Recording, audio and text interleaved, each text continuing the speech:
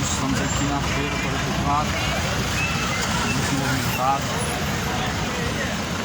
Está excelente para pregar aqui hoje.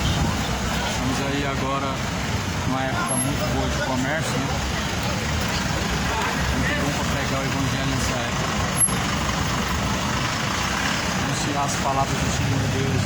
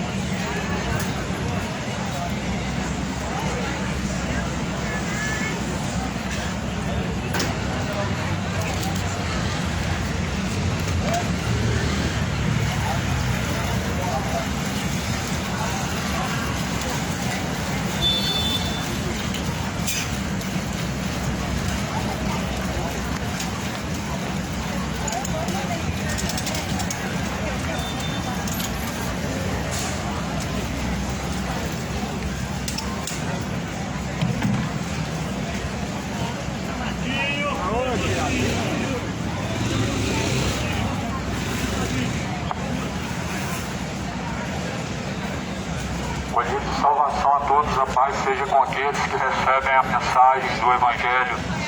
A palavra de Deus são lâmpada e luz para os pés e caminhos daqueles que seguem. Lâmpada para os nossos pés e luz para os nossos caminhos é a tua palavra, ó Deus. A palavra da cruz é loucura para os que perecem, mas é o poder de Deus para aqueles que são salvos. A mensagem da cruz é loucura para os que estão perecendo, para os que estão caminhando em perdição. É loucura a mensagem da cruz para os que perecem, mas é o poder de Deus para aqueles que crêem, para a salvação de todo aquele que crê. Por isso, bem-aventurados são aqueles que creem, como diz a Escritura. Disse Jesus, bem-aventurados são aqueles que ouvem e guardam as palavras da profecia desse livro. Esse livro não é um livro que fala somente de bênçãos, de vitórias, mas é um livro que nos aponta as consequências de todas as escolhas, ou seja, a palavra de Deus, ela nos mostra tanto o lado bom da moeda como o lado ruim. Nos mostra tanto o lado bom de nós estarmos com Deus, como o lado ruim de não estarmos em Deus. Mas as pessoas, infelizmente, elas se ludibriaram a sua própria mente para crer somente no lado bom, somente naquilo que lhe convém, só o lado do amor, só a vitória, só a bênção, mas estão se esquecendo do Deus justo e juiz. Eu quero ler aqui em Apocalipse, capítulo de número 20. Está escrito no versículo 11: vi um grande trono branco, e o que estava sentado sobre ele, de cuja presença fugiu a terra e o céu, não se achou lugar para eles. E os mortos, grandes e pequenos, estavam diante do trono, e abriram-se os livros. Abriu-se outro livro, que é o livro da vida. Os mortos foram julgados segundo as coisas que estavam escritas nos livros, segundo as suas obras. Cada um foi julgado segundo as suas obras. Os mortos comparecerão diante de Deus para o juízo. A Bíblia fala que todos estarão diante de Deus para o grande dia do juízo. E o mar dará os mortos que nele há, a morte e o inferno darão os mortos que nele há, e foram julgados cada um segundo as suas obras. Esse é o grande problema. Cada um diante do Senhor comparecerá para um juízo final. E a Bíblia fala que cada um será julgado mediante a Deus pelas suas obras. Agora a questão da salvação. A Bíblia está falando que o juízo de Deus será segundo as obras.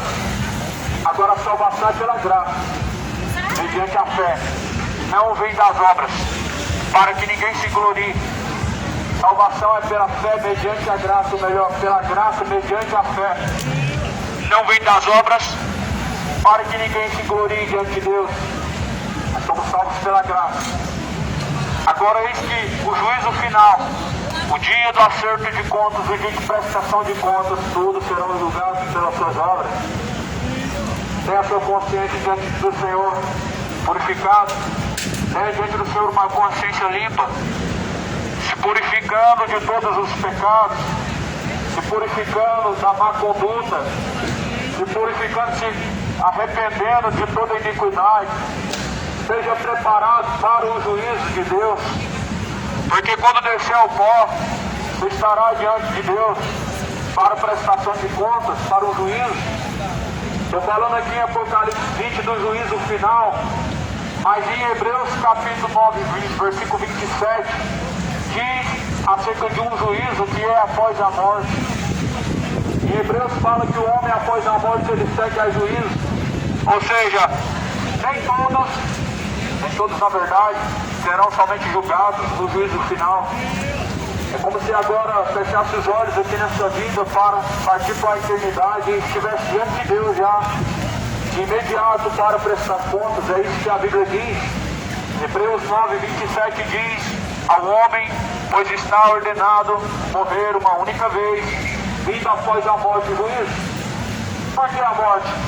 Porque Jesus é a vida. Aquele que não tem a vida, ele está caminhando na morte. Por que estou falando da morte? Porque segundo a Bíblia, Jesus é a vida. Jesus é o vivo caminho. Mas todos aqueles que não caminham em Jesus Cristo estão caminhando para a morte. Não que as pessoas um dia não vão descer a sua sepultura, mas o que diz a Bíblia é uma morte espiritual. A mesma que chegou primeiramente a Adão, onde as pessoas, na verdade, estão vivendo separadas diante de Deus. A primeira morte que chegou foi a separação entre homem e Deus. A separação do homem entre Deus é uma morte. Estar separado de Deus é estar morto. Viver distante de Deus é estar morto. Mas o pior é que esse mesmo morto que vive separado de Deus, quando ele descer ao pó, a sepultura, no lago de fogo e enxofre, ele estará verdadeiramente, eternamente separados para todo sempre. A Bíblia fala no juízo final, ou seja, Apocalipse 20, versículo 11, que João viu o grande trono branco. Ele viu, escreveu, nos alertando segundo a vontade de Deus, para que nós creamos na verdade, para que nós tomamos consciência do destino final. Tome consciência do dia final. Esse sol não se compara ao que está relacionado ao inferno. Não se compara. Nem se hoje fosse um dia de 3 vezes mais de calor, ou 4 vezes mais. Segundo a Bíblia fala, o fogo nunca se apaga, a fumaça do seu tormento sobe para todo sempre. Isso aqui vai passar daqui a algumas horas. Tudo nessa vida passa, a Bíblia fala. Porém, as palavras de Deus jamais hão de passar. Jamais hão de passar as palavras de Deus. Jamais a palavra de Deus ela se passa, mas permanece para sempre. Por isso eu creio no Evangelho, moradores de Goiânia. Torne-se a seguir a Jesus Cristo por amor, por fidelidade. A Bíblia fala, torne-se o homem ao Senhor. Deixe os ímpios seus maus caminhos. Deus é benigno. Mas as pessoas infelizmente brincam com a benignidade de Deus, dizendo conhecer a Deus, não honraram como Deus, nem tampouco glorificaram como seu Senhor, mas em seus discursos se desvaneceram. A Bíblia fala que o grande trono branco está assentado, aquele de cujo qual o céu e a terra fugiu. Quem é esse? Cujo qual o céu e a terra fugirão da presença dele. Eu não conheço um homem aqui nessa terra cujo qual o céu e a terra desaparecem diante dele. Mas aquele que criou certamente os céus e a terra, aquele grande dia, esta criação desaparecerá diante dele. E a Bíblia fala que todos estarão diante de Deus, tanto grandes como pequenos, todos de igual modo devem comparecer diante de Deus. E assim a Bíblia fala que o homem precisa se preparar. Por isso que as palavras de Deus, elas não podem ser negligenciadas. elas são um aviso prévio, são um aviso de Deus antecipado para nos livrar, para nos salvar, para nos livrar da condenação, para nos livrar da perdição, para nos salvar. A palavra de Deus é um alerta antecipado, é um aviso antecipado, é um aviso prévio. Como Noé previamente alertou e anunciou àquelas pessoas o arrependimento, ainda que não deram-se por arrependimento, ainda que não deram-se por avisados, não se converteram, mas Noé anunciou em alta voz. Deus fala no livro de Joel: clamai em alta voz, não se detenha, perturbai os moradores da terra, porque o grande dia do Senhor está próximo, e vem se aproximando como chamas de fogo. Prepare para se encontrar com Deus. Se arrependam enquanto ainda há tempo. Arrependei-vos e convertei-vos. O grande trono branco, o dia do acerto de contas, tanto grandes como pequenos comparecerão. Reis, magistrados, governantes, homens poderosos, homens pequenos, a Bíblia fala, todos estarão diante de Deus, tanto servos como senhores, tanto aquele que tem autoridade como ao que segue a autoridade. A Bíblia fala, todos comparecerão diante de Deus, todos estarão diante do Senhor, tanto pastores como presidentes, tanto religiosos ou irreligiosos, todos estarão diante de Deus, tanto ateus como feiticeiros, como adoradores de estátuas, idólatras, como mercenários, como imorais, homoafetivos, todos comparecerão diante de Deus para prestação de contas. Tanto homens arrependidos, tanto homens não arrependidos, todos estarão diante de Deus para prestar conta de suas obras. Purifique a consciência diante do Senhor, purifique a alma diante do Senhor.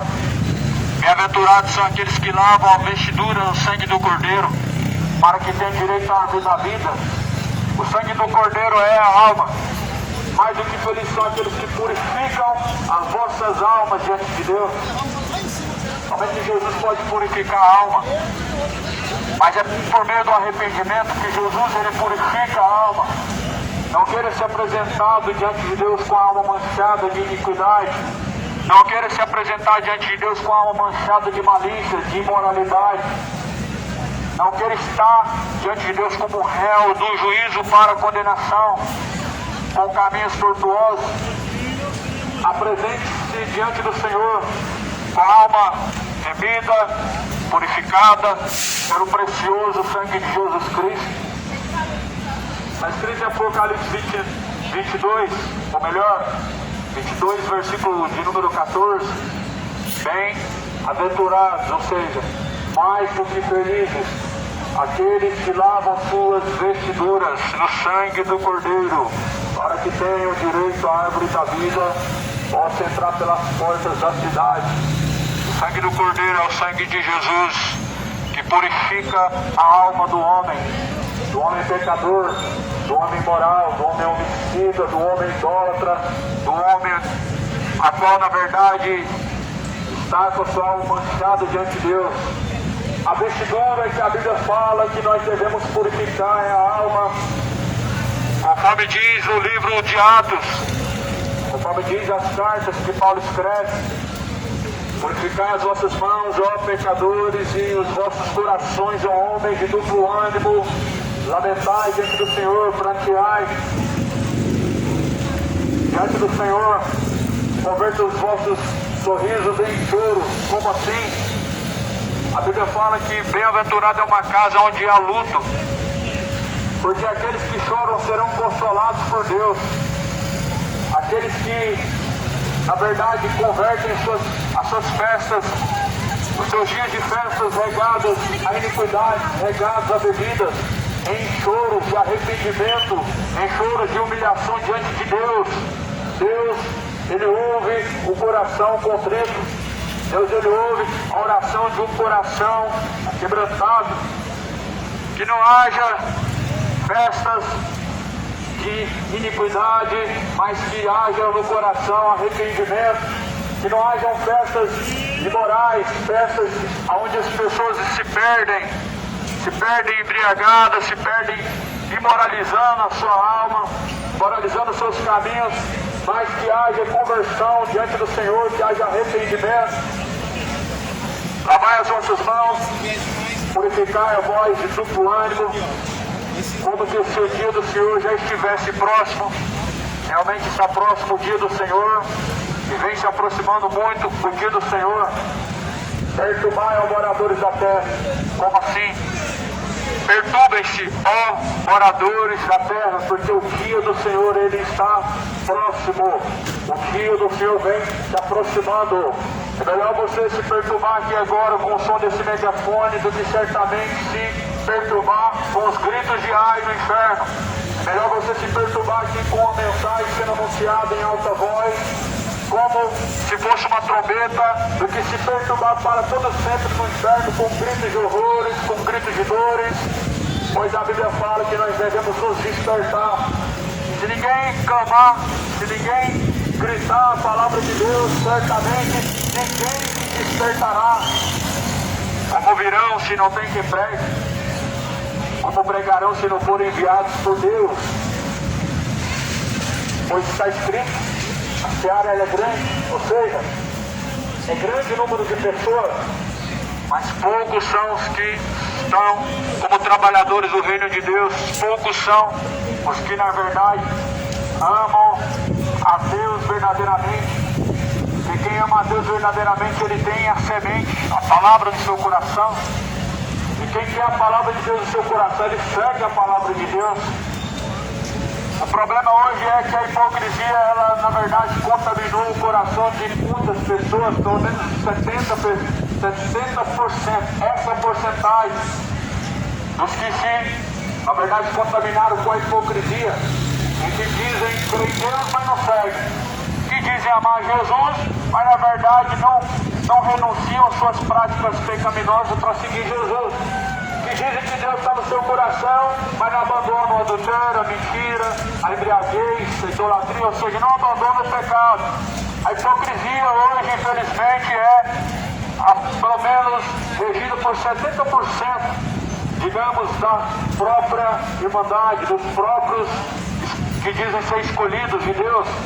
Na verdade, não segue as palavras de Jesus, segue uma denominação, segue regras que os homens instituem como religião, mas não segue a Bíblia.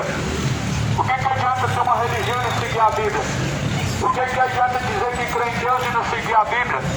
Sendo que Jesus falou que essas palavras, elas são a lei de Deus, a qual todos nós seremos julgados por meio delas. O que adianta as pessoas terem 40 anos de religião, 40 anos de denominação evangélica, católica, e não seguir a Bíblia? Se alguém perguntar para você sobre o conhecimento da Bíblia, você não conhece. O que adianta alguém falar que crê em Deus, mas na prática ele não segue a Deus? Essa hipocrisia que está relevando a 70% da humanidade a perdição e a condenação. Se eu perguntar aqui nesse lugar quantas pessoas creem em Deus, eu acredito que será a minoria que vai dizer que crê em Deus. Mas se perguntar quantos na verdade estão seguindo as palavras de Jesus, eu creio que quase não vão ter pessoas se manifestando. Se perguntar quantas pessoas já leram a Bíblia, eu creio que a minoria se manifestará dizendo que leu a Bíblia. Por quê? Porque na verdade, as pessoas tendo o conhecimento de Deus não o honraram como Deus, nem tampouco lhe deram graça em seus discursos, mas se afastaram de Deus. É o que fala em Romanos no capítulo de número 1. Tendo conhecido a Deus, não o honraram como ele sendo o seu Deus, mas em seus discursos se afastaram de Deus. É como se alguém assim conhecesse a Deus, por muito ouvir falar de Deus, e a sua conduta ela não muda. A sua conduta ela se limita a não obedecer a Cristo. É a mesma coisa de alguém não conhecer a Deus, porque a Bíblia fala que melhor seria, na verdade, melhor seria se não conhecesse a verdade, do que tendo conhecido a ela, não seguindo. Mas infelizmente, Infelizmente muitos conhecem a verdade, infelizmente porque não seguem a verdade. Infelizmente muitos conhecem a verdade, mas não seguem. Mas Jesus falou que a verdade ela liberta. João 8:32, conheça a verdade, pois a verdade vos libertará. A verdade é a palavra de Deus. Jesus fala em João 17, Eu queria o maior pra comprar. versículo 17, tua palavra, Pai, essa é a verdade. Ele quer grandão. Estou entregando a verdade aqui agora, como Jesus nos entregou. Jesus falou de graça recebeste, de graça foi dado. O Evangelho foi proposto gratuitamente, mas foi um preço alto pago. Preço de sangue.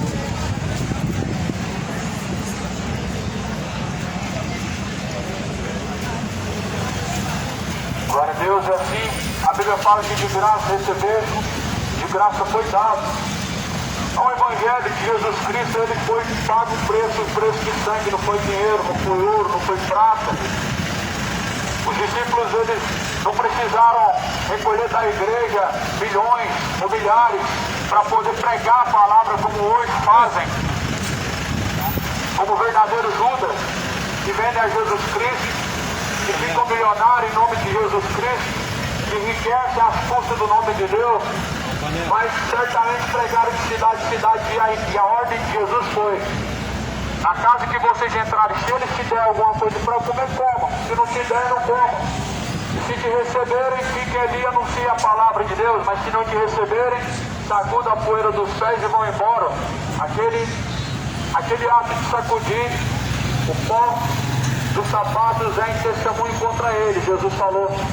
Eles foram pregando o Evangelho conforme Jesus falou e não arrecadaram nem R$1, nem um tostão, pois certamente Jesus falou: digno é o obreiro do seu salário. E qual era o salário? Jesus falou: o que eles te derem para comer, o que eles te derem naquele lugar, recebam. Hoje nós vemos verdadeiros Judas vendendo o Evangelho, recebendo 103 salários mínimos, recebendo 10 salários mínimos, uma verdadeira vergonha, um verdadeiro charlatanismo. Mas Jesus falou que a verdade foi dada de graça, ou seja, a palavra de Deus foi dada de graça. E de graça nós recebemos, de graça devemos dar. Essa manhã eu estou anunciando aqui o que a Bíblia fala. Por isso eu posso falar abertamente que eu não estou me vendendo o Evangelho, porque eu não estou vendendo a palavra de Deus, eu estou trocando a palavra de Deus por dinheiro. Por isso que eu posso falar abertamente, posso dizer nomes, posso dizer sem temer o que está escrito. Outra coisa. Porque a hipocrisia não tomou meu coração. E muitos tomaram a hipocrisia os seus corações. Eles não podem citar nomes, porque senão condenam a si mesmo. E o reino dividido, ele não subsiste. Jesus fala acerca do dia em que todos nós, na verdade, estaremos. Lá em Mateus 25, está escrito: assim como o pastor separa o bode da ovelha, Jesus apartará um dos outros. Jesus, ele virá como pastor para apartar o bode da ovelha para um juízo. Segundo a Bíblia fala em Mateus 25, aquele que estiver à esquerda, Jesus dirá: apartai-vos de mim, malditos para o fogo eterno, vós que praticam a iniquidade. E a Bíblia fala: haverá ali choro, pranto, ranger de dentes, quando verdes que já estão distantes e separados de Deus. Aí Jesus dirá: vinde a mim, bendito do meu Pai, vós que na verdade praticam a justiça de Deus. Bem-aventurados são os que ouvem e praticam a palavra de Deus. Nós não estamos aqui falando de algo comparado à política. As pessoas na verdade estão somente tão cheias de idolatria, tão na verdade cauterizadas, que tudo relacionam com política. Jesus vai separar a esquerda, vai colocar do seu lado os que vão ser condenados. Jesus vai colocar a direita do seu lado os quais serão salvos. Jesus vai separar cada um baseado naquilo que seguem, naquele que tem servido. Bode, segundo a Bíblia, são aqueles que não obedecem a Deus. Bode, segundo a Bíblia, são aqueles que são resistentes à verdade de Deus. Segundo a Bíblia, os bodes são aqueles que não se sujeitaram ao poder e à autoridade de Deus. Esses são os bodes. Mas as ovelhas de Jesus Cristo, a Bíblia fala que ouvem, seguem as suas palavras. Jesus falou, as minhas ovelhas ouvem as minhas palavras e seguem. Jesus tem ovelhas e essas ovelhas são pessoas que seguem a sua palavra. Ovelhas de Jesus não necessariamente elas fazem parte de uma denominação ou de uma religião. Mas ovelha é aquele que segue Jesus e ela faz parte do corpo. O corpo é Cristo. E o corpo de Cristo é composto por pessoas que na verdade são fiéis a Deus e não pessoas idólatras. O corpo de Cristo é composto por pessoas que seguem a verdade, não pessoas que folgam com a mentira. O corpo de Cristo é composto por pessoas que seguem as palavras de Deus e não pessoas que seguem um sistema tradicional dogmático. Esse mesmo sistema crucificou Jesus, esse mesmo sistema entregou Jesus na mão da multidão, esse mesmo sistema hoje as pessoas abraçam, a qual crucificaram Jesus. A tradição religiosa crucificou Jesus por causa de uma tradição. Religiosos entregaram Jesus na mão dos políticos, e os políticos fizeram a vontade da multidão, por causa de suas vaidades. Queriam Jesus crucificado porque Jesus curava no sábado, e porque Jesus naquele dia fazia o bem, foi crucificado, sendo acusado falsamente por transgredir a lei de Deus. Só que Jesus, a Bíblia fala, ele foi feito uma pedra de tropeço para aqueles que o rejeitam, para aqueles que não, na verdade o recebem de bom grado. Jesus é uma pedra de tropeço para os que não seguem. Ou você recebe Jesus como uma pedra de construção para fazer o seu alicerce, ou você rejeita essa pedra para que tropece nela no meio das trevas. Porque aqueles que o seu entendimento estão cegos, é como se andassem em escuridão, tropeçando na verdadeira pedra que é Jesus Cristo. Ou seja, ou você segue Jesus e edifica a sua casa, sua vida em Jesus, ou você rejeita Jesus e vive tropeçando nele. Jesus é uma pedra de tropeço para os que rejeitam, e Jesus é uma pedra de construção para aqueles que aceitam. Imagina uma pessoa, ela fazendo uma certa construção em sua casa, e ela pega uma pedra e deixa ela à beira do caminho, no meio do caminho, numa noite qualquer, você caminhando sem luz, você tropeça. Aquela pedra poderia ser utilizada para construção, mas foi deixada como pedra de tropeço. Jesus tornou-se uma pedra de tropeço para os que não seguem, porque rejeitaram a Ele e se esqueceram. Mas Jesus, a Bíblia fala que não se esquece de forma alguma daquilo que assim anunciou, daquilo que o Senhor Deus prometeu. A única coisa que Deus prometeu para nós é que Ele enviaria Jesus para nos salvar, e Jesus, Ele prometeu, prepararia uma morada, viria novamente, nos levaria para que onde Ele estivesse, nós estivéssemos junto com Ele. A promessa de Jesus não é que Jesus vai te dar tantas vezes mais, o dobro, o triplo. A promessa de Jesus não é que Ele vai te fazer um homem próspero, uma pessoa bem sucedida. A promessa de Jesus é salvação. A promessa de Jesus não enche o coração do homem de ganância. A promessa de Jesus é uma promessa de uma verdadeira riqueza, que consiste em alcançar o reino dos céus. Mas, porém, não se esqueçam, todos nós, para sermos salvos, estaremos diante de Deus para o juízo. Compareceremos, na verdade, todos diante de Deus para o juízo. Porque só poderá haver a salvação depois que Deus der ao homem o juízo. Só poderá o homem ser salvo depois que ele for julgado por Deus. Depois que o homem for julgado por Deus, sim, Deus dará ao homem a salvação, a condenação. Depois que o homem estiver diante do Senhor, Ele dará a sua sentença. Depois que o Senhor Deus der a sua sentença, ele será salvo ou condenado. Tenha ciência de qual caminho você está seguindo. Tenha ciência, a plena certeza, que você não está seguindo um caminho de tropeço, um caminho de perdição.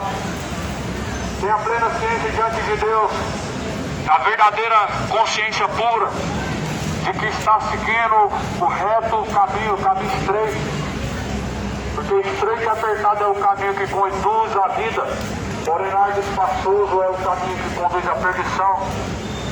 Muitos trilham por esse caminho, estão seguindo por esse caminho, o caminho de bebedeiras, o caminho de orgias, o caminho de moralidades, o caminho de feitiçaria, o caminho de idolatria, o caminho de perdição. Onde há um caminho de perdição, há um caminho largo e espaçoso para o inferno. Onde há um caminho de iniquidades, há um caminho largo e espaçoso que conduz à perdição. Não quero caminhar num caminho largo e espaçoso, porque o caminho parece ser bom, mas o fim dele é a perdição. A Bíblia diz em Provérbios 18: há caminhos que parecem ser bons aos olhos humanos, porém o fim desses caminhos são caminhos de perdição, seja caminho de condenação. E continuo lendo aqui o livro de Apocalipse, capítulo 20, versículo de número 11, versículo de número 12. Onde está falando sobre o juízo final, que tanto grandes como pequenos estarão diante de Deus. O mar dará aos mortos que nele há, a morte e o inferno darão os mortos que neles haviam, e foram julgados cada um segundo suas obras, e a morte e o inferno foram lançados no lago de fogo. Esta é a segunda morte. Aquele que não foi achado escrito no livro da vida foi lançado no lago de fogo. Isso é o que a Bíblia fala acerca do juízo final, aonde existe o grande trono branco, onde Deus estará sentado para julgar as nações, tanto grandes como pequenos, como líderes como servos, e todos serão julgados. A Bíblia fala que naquele grande dia, aquele que não estiver escrito seu nome no livro da vida, será lançado no lago de fogo e enxofre, aonde passará a eternidade, aonde será a eternidade de tormento, onde a própria Bíblia declara que ali será lançado no lago de fogo e enxofre. Quando a Bíblia fala, o mar dará os mortos que nele há, e a morte e o inferno dará os mortos que nele há. Ou seja, certamente a Bíblia não errou em dizer que existe um lugar de tormento, mas as pessoas insistem em enganar seus corações dizendo que o inferno é aqui na terra. Aos que creem que o inferno é aqui na terra, qual é a explicação para esse versículo que está escrito? Apocalipse 15, versículo 13. O mar dará os mortos e o inferno que nele está. Ou seja, a Bíblia está declarando que no inferno está um número de pessoas. A Bíblia declara que todos aqueles que estão lá no inferno serão, naquele dia, lançados no lago de fogo e enxofre. Qual a explicação para os que dizem que o inferno é aqui na terra, em relação também ao que a própria palavra do Senhor fala? Naquele dia, os que estão lá no inferno vão ser lançados no lago de fogo e enxofre. Porque na verdade a Bíblia está falando que o lago de fogo e enxofre será a segunda morte, e será lançado todo aquele que não estiver inscrito no livro da vida. Essa será a segunda morte. Crer na Bíblia. É melhor crer na Bíblia do que crer no Espiritismo. A Bíblia é a verdade. O Espiritismo tem uma doutrina de Allan Kardec, não é uma doutrina dada por Deus, mas pelo homem. É melhor crer na Bíblia do que no catolicismo. O catolicismo tem suas tradições, como bem afirmam, que também é importante, e na verdade não é importante. O que é importante é o que está escrito na Bíblia. A tradição, ela pode ter contradição, porque na verdade ela é dada por homens e não dada por Deus.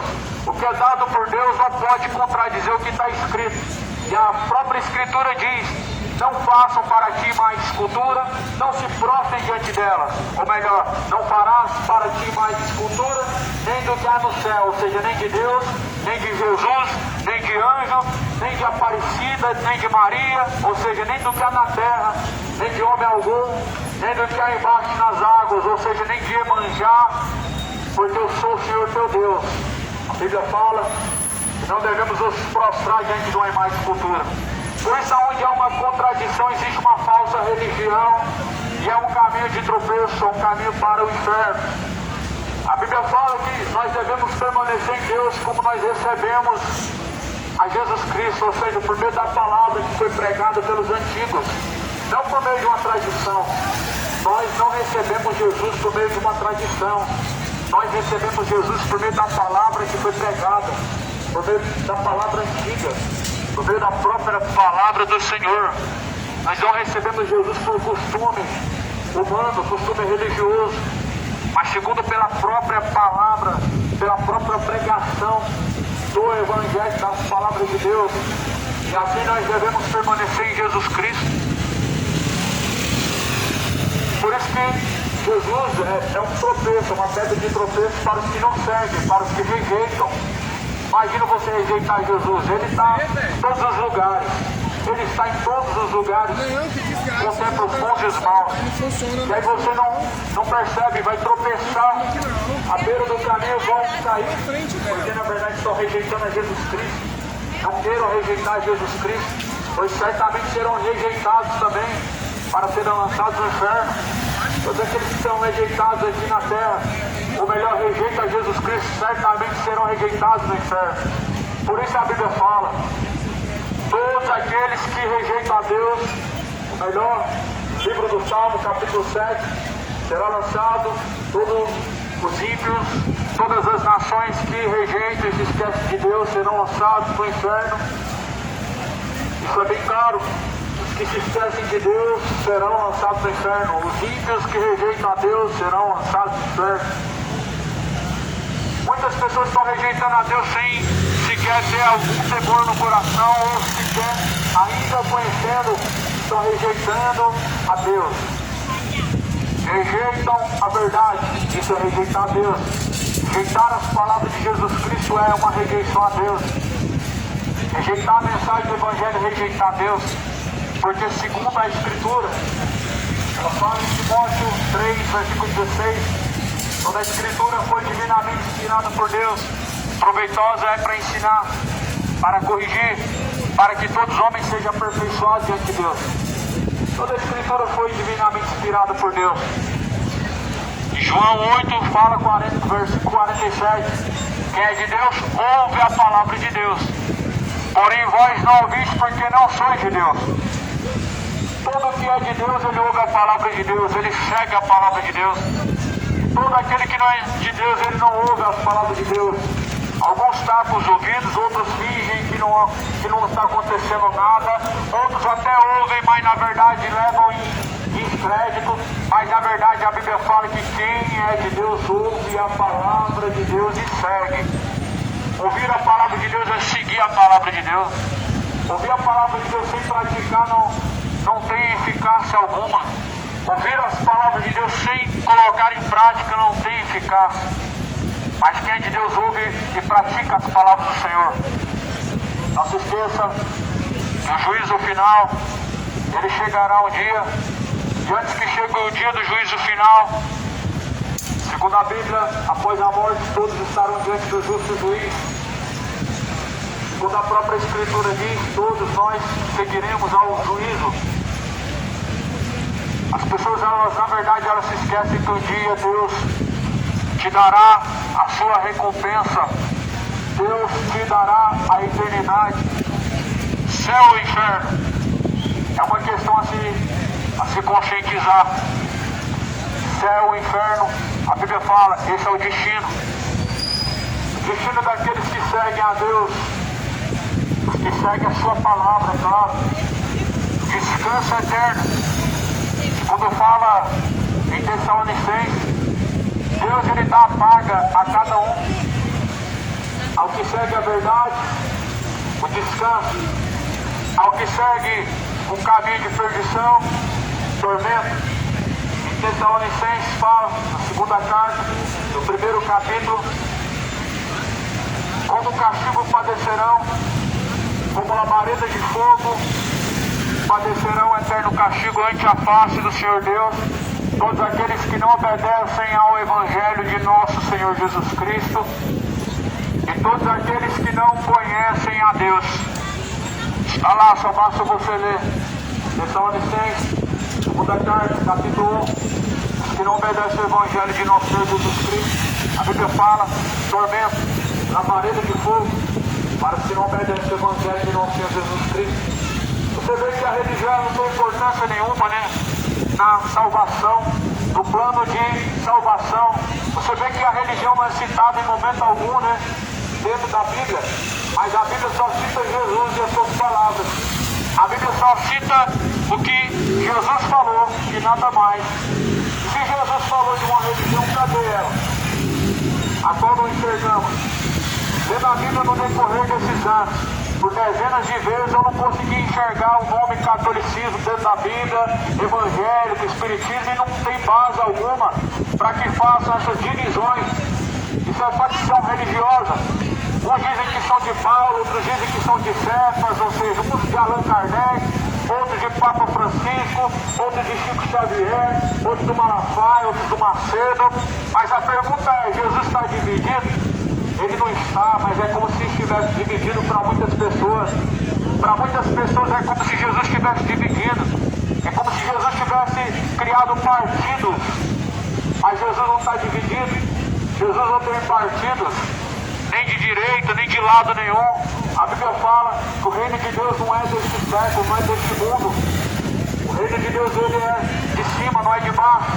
Por isso Jesus não tem partidos. Mas os homens criaram essa facção religiosa, onde uns seguem fulano, outros seguem ciclano, mas Jesus não está dividido. Foi porventura Macedo crucificado por vós? Não foi. Papa Francisco foi crucificado por vós? Não foi.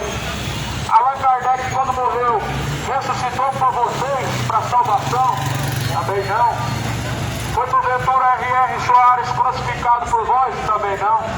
Ou seja, somente pode ser Salvador aquele que ressuscitou, somente pode levar o Pai aquele que ressuscitou, e somente é um verdadeiro caminho Jesus, aquele que ressuscitou dentre os mortos. Agora essa geração rejeita, e se o conhecesse, e conhecesse a dádiva de Deus, se conhecesse as boas novas do reino de Deus, não rejeitariam, não teriam como tropeço as palavras do Senhor Deus, não teriam Jesus apenas como uma figura simbólica.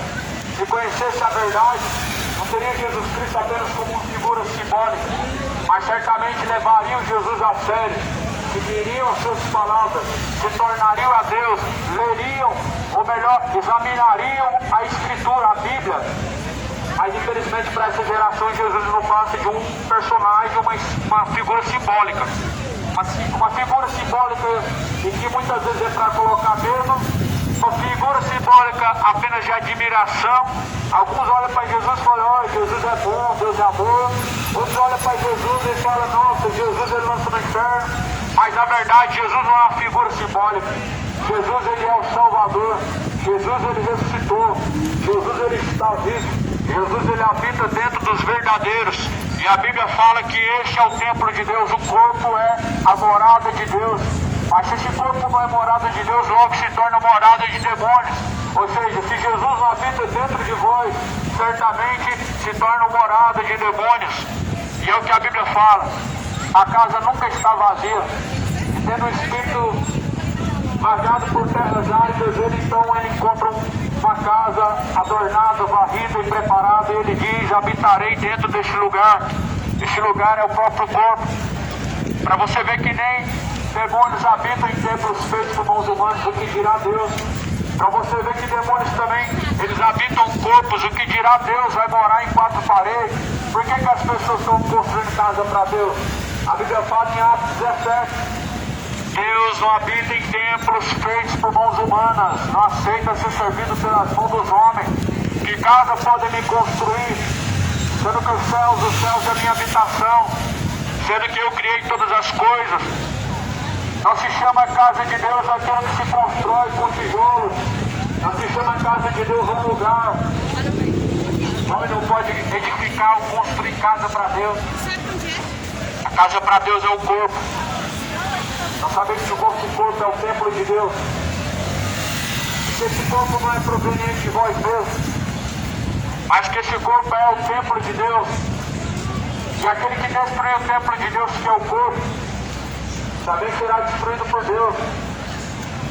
O corpo é o templo de Deus e não é para o pecado, mas é para a honra de Deus. O corpo não é para sodomismo, homoafetividades. O corpo é para morada de Deus, para a glória de Deus. O corpo não é para bebedeiras, embriaguez, feitiçarias, mas o corpo é para a glória de Deus, para que Deus habite. Se Deus habita em vosso corpo, onde que estão os frutos? Onde que estão os frutos daqueles que dizem que Deus habita em vosso corpo? Porque está escrito que o vosso corpo é o templo de Deus.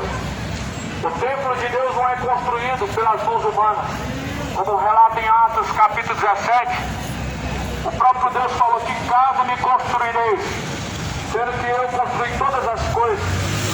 A Bíblia fala que quando Jesus estava prestes a ser crucificado, ele falava de um novo templo. Ele falava do templo do seu corpo.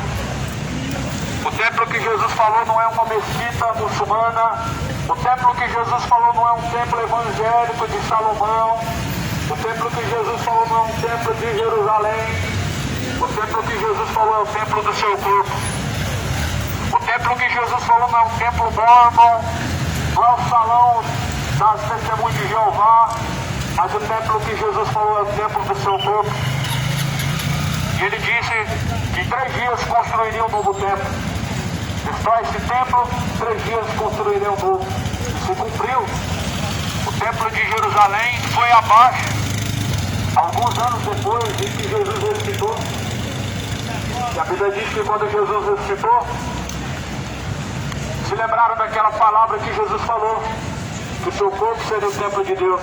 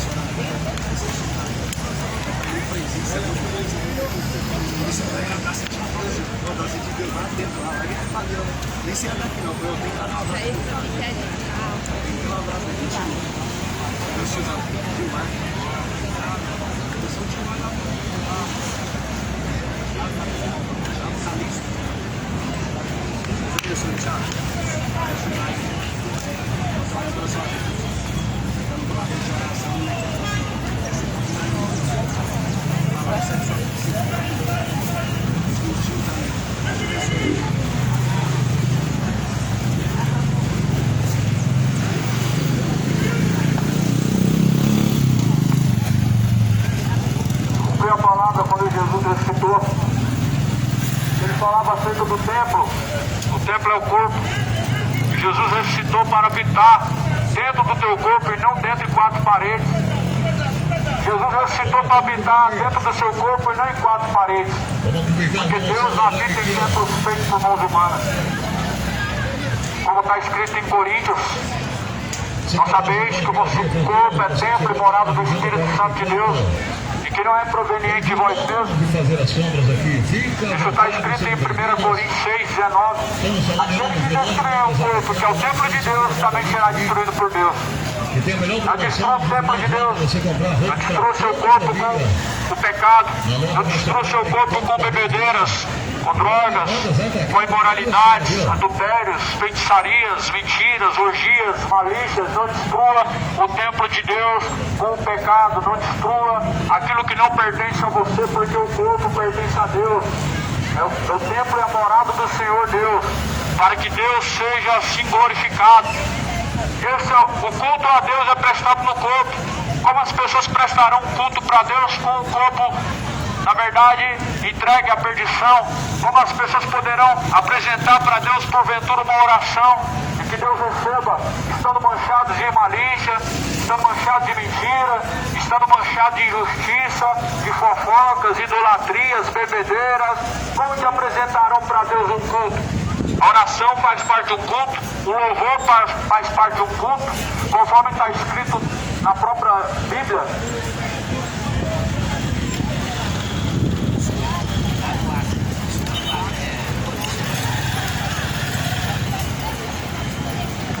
Porque o corpo é templo morado do Espírito Santo.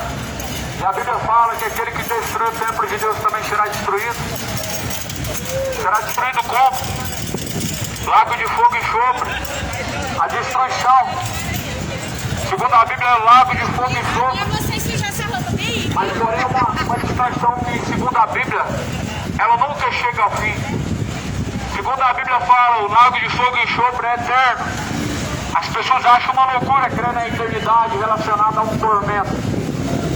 Mas, segundo a Bíblia, o seu tormento, a sua fumaça do tormento jamais cessará, porque subirá para todo sempre. Não é uma loucura acreditar que o céu será eterno.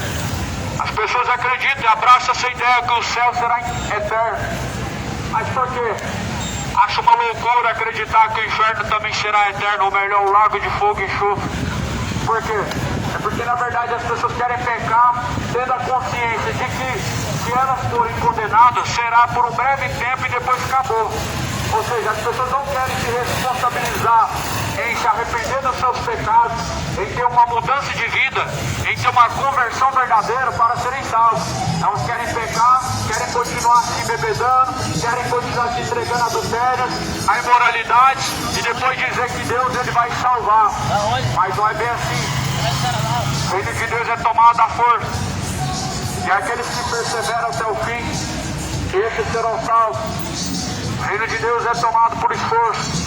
Por isso perseverem no Senhor Jesus. Porque desde João Batista, desde os tempos de João Batista, o reino do céu é tomado à força, por esforço. E aqueles que perseveram até o fim serão salvos. Perseverem no Senhor. O galardão com o Senhor está para todos aqueles que assim o buscam. E Ele é galardador, tanto daqueles que o buscam, como daqueles que não buscam. Ou seja, Jesus é recompensador. Bem-aventurados são que ouvem, seguem as palavras de Jesus Cristo, porque o tempo está próximo. Quão próximo está o dia do Senhor. Tenham todos um dia de paz. A paz seja na sua vida. Senhor Deus venha estar em seus caminhos. Senhor Deus venha conduzir o entendimento.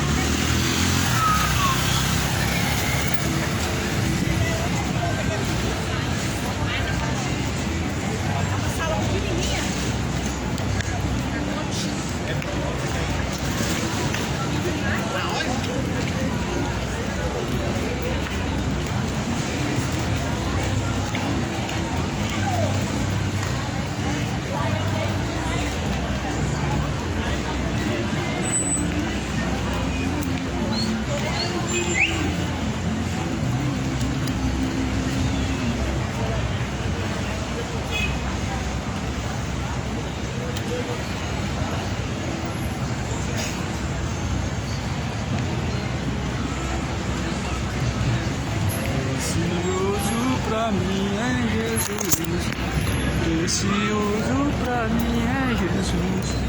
Eu confesso que na morte, que Cristo pra mim é Jesus, precioso pra mim.